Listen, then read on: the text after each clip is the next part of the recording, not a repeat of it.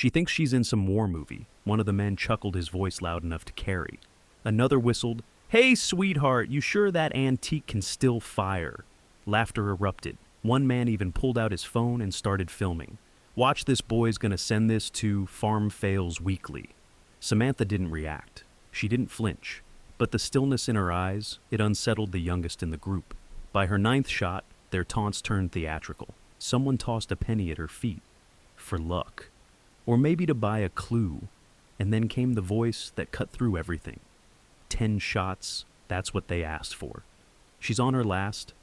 The sun burned white over the exclusive shooting range, bouncing off chrome rifles and polished boots. Around her, men wore pride like medals flicking ashes from cigars, boasting about custom scopes and war stories that weren't theirs to tell. And in the middle of them, all stood Samantha Hale, faded jeans.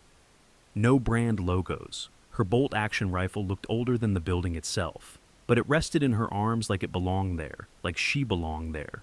She didn't speak, she didn't blink, but something about her silence made even the loudest chuckle falter. Now, let me show you the fortress they thought she'd never be allowed to enter. The Hale Ridge.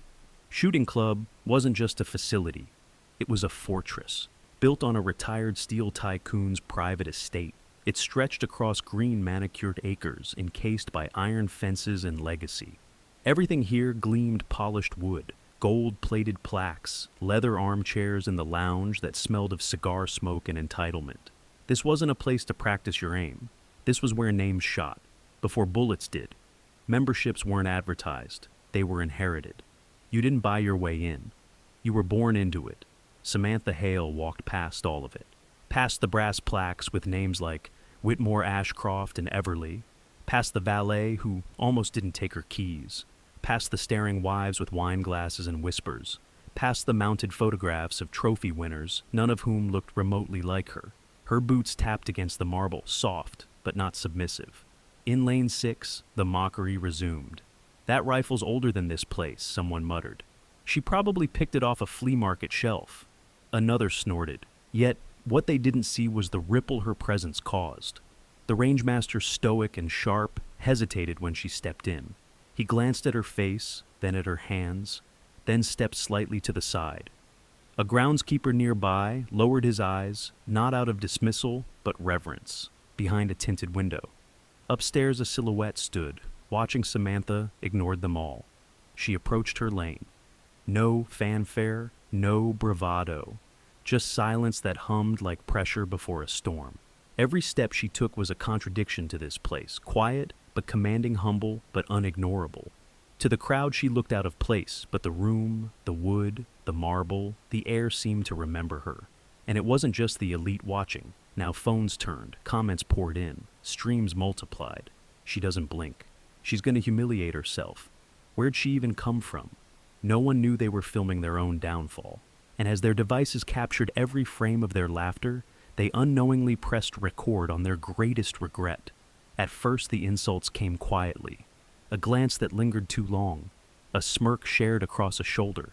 The kind of disdain that doesn't need words. It just hovers in the air, thick as humidity. But then the phones came out. One by one, the men surrounding lane 6 raised their lenses. Not to record history, but to fabricate a spectacle. Samantha Hale, silent and alone, became digital currency. Within minutes, her face was posted across private group chats. Range Royalty Weekend. Warriors, Old Money Clubhouse. They clipped her posture, her rifle, the scuffed leather on her boots. They turned her into a meme before she had even fired the last bullet. Farm Girl Storms, Hale Ridge. Shooting practice or audition for the Hunger Games. When you bring Grandpa's rifle to a billionaire's party. They didn't mock her to her face. No, this was far more elegant. They laughed at her from behind glowing screens. That way they didn't have to see her eyes. A man in aviator sunglasses leaned over his friend's shoulder and muttered, "Add slow motion if she flinches. Throw in dramatic music, something tragic. Or circus music." The other one cackled. The man filming added, "She's a content mine. If she misses, I swear, this thing goes viral." What followed wasn't just laughter. It was strategy. They began commentating like it was a pay-per-view event. "She's loading now? God, she's slow. Look at her hands, though. Not shaking. Give it time. Someone said, the shame builds up like bad aim. And all the while, Samantha said nothing. She didn't even blink. She moved like a wind-up clock, calculated, measured, unbothered. By now, her livestream had crossed 2,500 viewers. Strangers who had never set foot inside Hale Ridge were now watching with popcorn and emoji reactions. Some added text overlays. Legend says she's still trying to hit the target.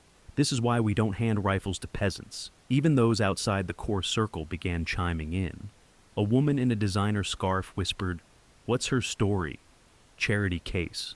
Her friend shrugged. Probably some contest winner. Or maybe an assistant someone let play. The comments continued to pour in. She blinked. She blinked. No, wait! That was just the sun. Someone throw her a tutorial. Then it happened. A man in a crisp white vest, someone who hadn't spoken all day, stepped forward. He flipped a penny into the air, caught it with flair, and let it drop at Samantha's boots. For luck, he said with a mock bow, or maybe to buy a better childhood. That moment the atmosphere shifted. Some still laughed, but a few faces in the crowd tightened. Not from shame, that would have required empathy. No, this was something colder, discomfort. The kind of silence that sneaks in when you realize the room might be watching you too. And Samantha, she didn't flinch. She didn't pick up the penny. She just let it sit there like a statement no one could erase. The staff said nothing, but eyes were shifting. Behind the observation glass, a figure leaned forward. No words, just breath held. Even the trees outside seemed to still. And just as one of the men whispered, "All right, boys, 10th shot. This is it." The entire range, both in person and online, held its breath. They weren't waiting for her to win. They were waiting for her to fall. Because that's what this had always been about. Not a shot, but a spectacle. Not accuracy, but hierarchy. But what came next wasn't a mistake. It was the moment the earth beneath them began to split, and none of them were ready to fall through. The air had thickened, not with heat, but with pressure, the kind of pressure that builds in moments when something wrong is happening and no one stops it. Samantha stood still, the penny gleaming at her feet like a dare. Around her the crowd buzzed, but quieter now, less triumphant, more uncertain. And that's when Charles Whitmore III stepped forward, tall, tanned, and born into power. Charles didn't need a microphone to command attention. His voice had the practiced ease of a man who'd always had the last word. He strolled towards Samantha, his entourage trailing behind like shadows in designer suits. "Darlin'," he began, dragging the word out like honey on glass. "You've been a real treat today, a breath of rustic air." The crowd chuckled, emboldened by his presence. "But, you see," he continued, tapping his Rolex against the barrel of his custom rifle, "this place, it's not just about hitting the target, it's about belonging." Then he did it. He reached toward her shoulder, not to hurt, but to dismiss a condescending tap, like patting a child who wandered into the wrong room. "That's enough playing soldier, sweetheart. Let's not embarrass yourself any further." His touch was light, his tone lighter, but it cracked something deeper than a scream. Because Samantha didn't step back, she didn't slap his hand away. She simply looked down at the penny, then back up at him. And without a word, she turned to face the target. No quip, no flair, just purpose. The crowd held its breath again. Even Charles hesitated, a flicker of doubt. Maybe it was the look in her eye. Maybe it was the way her hands didn't tremble, not even a little. Behind the observation glass, a man in a dark suit leaned forward, his lips parted, not to speak, but to witness. Samantha inhaled once, raised the rifle, aimed, and as the 10th shot echoed like thunder, it wasn't just a bullet breaking through the air. It was the illusion of who they thought she was, shattering clean through. The echo of Samantha's 10th shot hadn't yet faded when it happened. The crowd was still frozen, half in awe, half in confusion, when a sleek black car pulled up beside the range's private entrance, the kind of vehicle that didn't belong to the guests, but to the people who owned the land they walked on. It was a silent arrival, no sirens, no announcements, just the low hum of authority. From the driver's side, a man stepped out, tall, composed, wearing a charcoal gray suit with no brand labels because the truly powerful don't advertise. His presence was quiet, but immediate, like gravity shifting. The staff saw him first and reacted like a ripple in still water. The groundskeeper straightened his back. The rangemaster removed his cap. One of the bartenders, halfway through pouring a drink, paused with the bottle mid-air. No one introduced him, no one dared, but then came the whispers. "That's Elijah." "Hale?" "No, it can't be. I thought he was abroad. He hasn't been here in years." But it was him. Elijah Hale, the man who'd once turned Hale Ridge from a bankrupt relic into one of the most elite shooting clubs on the East Coast. A man of few words and fewer public appearances. He didn't look at Charles Whitmore, didn't glance at the spectators. He walked straight to Samantha. She didn't flinch, didn't look surprised, only nodded once as if acknowledging something long understood. Elijah turned to face the crowd. He didn't raise his voice. He didn't need to. "All of you came here today," he said slowly, "thinking you were guests of power." He looked at the penny still glinting by Samantha's boot. "But you were standing on hers." Not a soul moved. One of the guests dropped their phone. It clattered against the wooden deck like punctuation. And Elijah's final words before turning back to his car were soft enough to sound like wind, but sharp enough to be remembered. "This range has always belonged to the one who shoots with honor, not noise." And as he walked away, it wasn't applause that followed, but silence. The kind of silence that comes after a truth no one can argue with. And ahead lay the reckoning. It didn't happen all at once. There was no dramatic announcement, no fireworks, no spotlight moment with Samantha stepping up to declare her truth. Instead, it began with whispers. The ones that start soft, like dust, before a storm. "Wait. Hale. Did he say her land? She's not just a Hale? No way." And then came the staff. The groundskeeper who had stood back silently now moved forward deliberately. He knelt, picked up the penny from beneath Samantha's boot, and placed it on a velvet tray. A tray normally reserved for championship medals. He didn't say a word, but that one motion so ceremonial, so precise, hit harder than any speech could. One of the instructors opened the sealed cabinet at the back of the range, something rarely done in front of guests. Inside, resting on a custom mount, was a framed photo. A young girl no older than 13 standing beside Elijah Hale, both holding rifles, both smiling Samantha. No nameplate. No need, someone gasped. "She's his daughter." Now the ripples turned to waves. Suddenly all the jokes, the mockery, the jeers.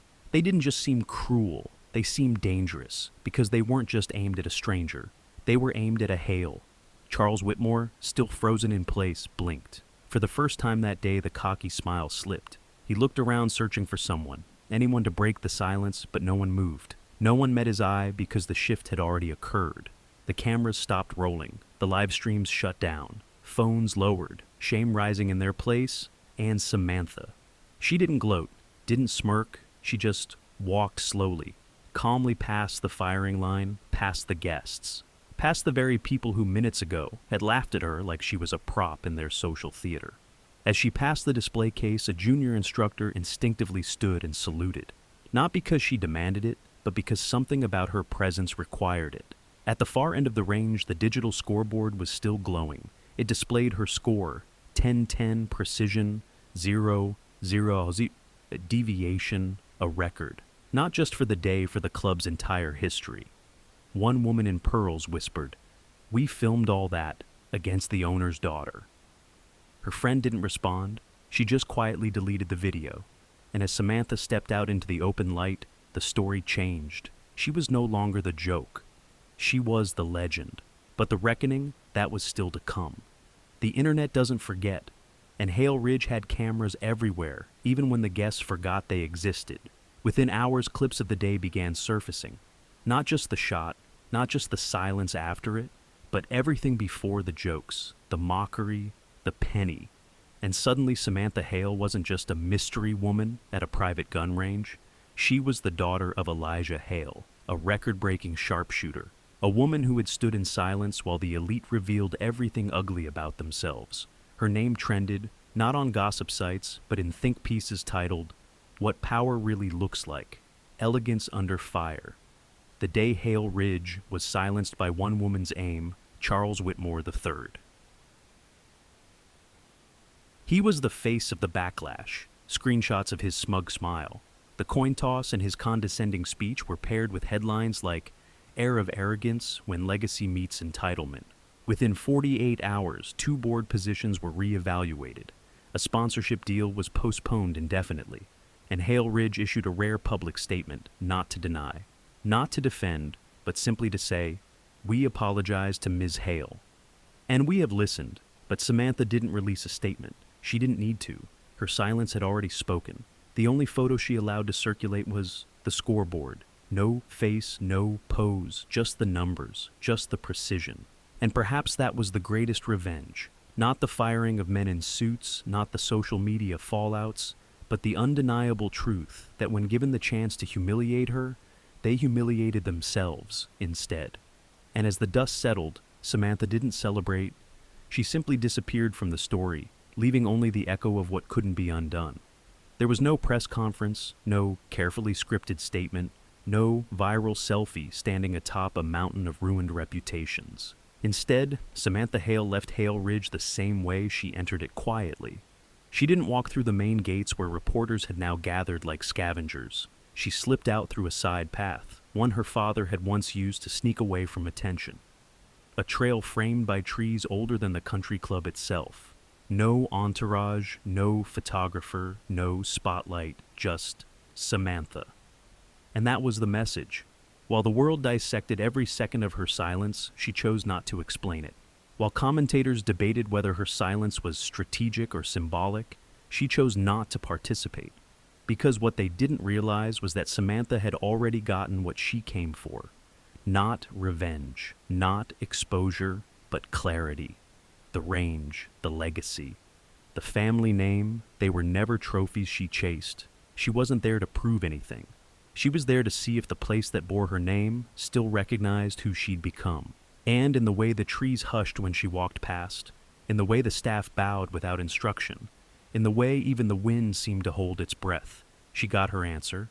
Back in the city, she returned to her quiet routine, teaching inner-city kids how to shoot responsibly, building a program named Aim True, not in her name, but in memory of the man who taught her never to pull the trigger out of anger. Donations poured in, quietly, not because people were impressed, but because they were moved.